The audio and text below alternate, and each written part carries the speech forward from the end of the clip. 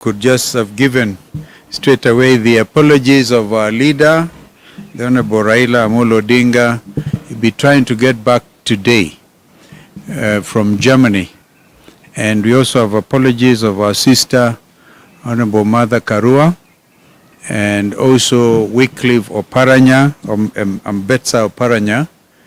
We actually took the decision last week when we met at the Karen Blixen restaurant, and we took the decision to get on with the meeting today. We even agreed it to be at JOF. So we want to thank the management of JOF for allowing us to meet here. Mheshimiwa Kioni as well. Mheshimiwa Kioni was with us last, and Mheshimiwa Peter Munya. Mheshimiwa Peter Munya, Mheshimiwa Kioni. We have those apologies. And now I'll go on to read this statement. It's a little lengthy, but it's important. And we're basically dealing with what you're calling the road to double the tax burden. And indeed, it is a race to the bottom. Statement by Azimio la Umoja One Kenya Coalition on this day, February the 22nd, 2024. The road to double tax burden, it is a race to the bottom. We have had a meeting of the Azimio la Umoja One Kenya Coalition Party that focused on three areas, namely the Budget Policy Statement 2024, Affordable Housing Levy Bill 2023, and the reckless borrowing by the regime. We have also had an opportunity with the Economic Council team led by distinguished colleague, Governor Nderitu Muriithi, and we've been able to share and analyze the general state of our nation almost 1.5 years since Kenya Kwanza imposed itself on the people. The Budget Policy Statement 2024. We must forewarn Kenyans that as we predicted, the Budget Policy Statement is confirming the tax burden which it set out to increase drastically. One, after going through the Kenya Kwanza's Budget Policy Statement, our position is that the economic proposals, policies, and strategies remain flawed and unachievable.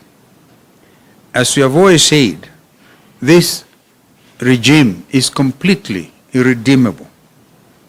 Two, if the BPS is anything to go by, Kenyans must be ready to tighten their belts because KK regime is coming after them in a second wave of taxes. Number three, to the ordinary Kenyans, the Mama Boga, Boda riders, and the people of Mjengo, this regime is coming again with a double taxation plan with increased taxes of approximately 27,000 shillings per every adult Kenyan. Number four, it's proposing advanced tax on goods and services supplied to government, VAT on educational services, which means an increase in school fees, and tax on agricultural produce. Fifthly, as a coalition, there are things we are deeply passionate and unrelenting about. To us, the people of Kenya must come first. We believe that Kenyans have been hurting for a prolonged period of time. The budget policy statement is meant to prolong and worsen the suffering by Kenyans. As a coalition party, we believe that Kenyans will thrive when we cut, not when we increase taxes. The BPS reviews lofty figures in terms of revenue with huge deficits. We believe that the country will thrive when the regime moderates its expenditure, reduces wastages, and adopts a rights and zero-based budgeting approach. The budget policy statement 2024 is high-sounding, vague with promising titles, but only intends to raise expenditures and to spend what we don't even have. We also believe that the country will do better when we devolve more funds to the counties in line with the constitutional provisions. The budget policy statement suggests otherwise. Kenya Kwanza regime is actually determined to kill devolution. And we must thank the chair of the Council of Governors, who was able to tell it to President William Ruto to his face that this regime should not attempt to kill devolution. We believe that our country will function better when we strengthen the middle class. A cursory look at the budget policy statement 2024 indicates that we will end up killing the middle class, and when the middle class is dead, they will hurt millions of our people. We believe in extending and expanding social security protection to our people. The budget policy statement 2024 diminishes the social protection of our people. We believe in creating an enabling environment for manufacturing so that more investors can set up in our country and provide jobs for our people. The budget policy statement 2024 offers little, if any, in terms of encouraging manufacturing. Potential foreign investors are already fleeing Kenya because of the punitive taxes by the KK regime. We believe in empowering a broad-based private sector and enabling it to be the driver of economic growth in our country. The regime is frustrating the private sector with punitive taxes. Despite the rhetoric, the eloquent words, flowery language, and the confusing figures, Kenya Kwanza regime remains badly exposed on all fronts.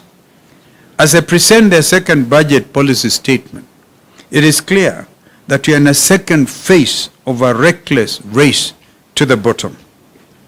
When 1.5 years later, all indicators point to the fact that life is deteriorating, not improving. The cost of life remains high as the cost of every basic item continues to go up. We are staring at a second disastrous and painful year under Kenya Kwanza. Our conclusion of the BPS is that it does not meet the Constitutional and Public Finance Management Act provisions.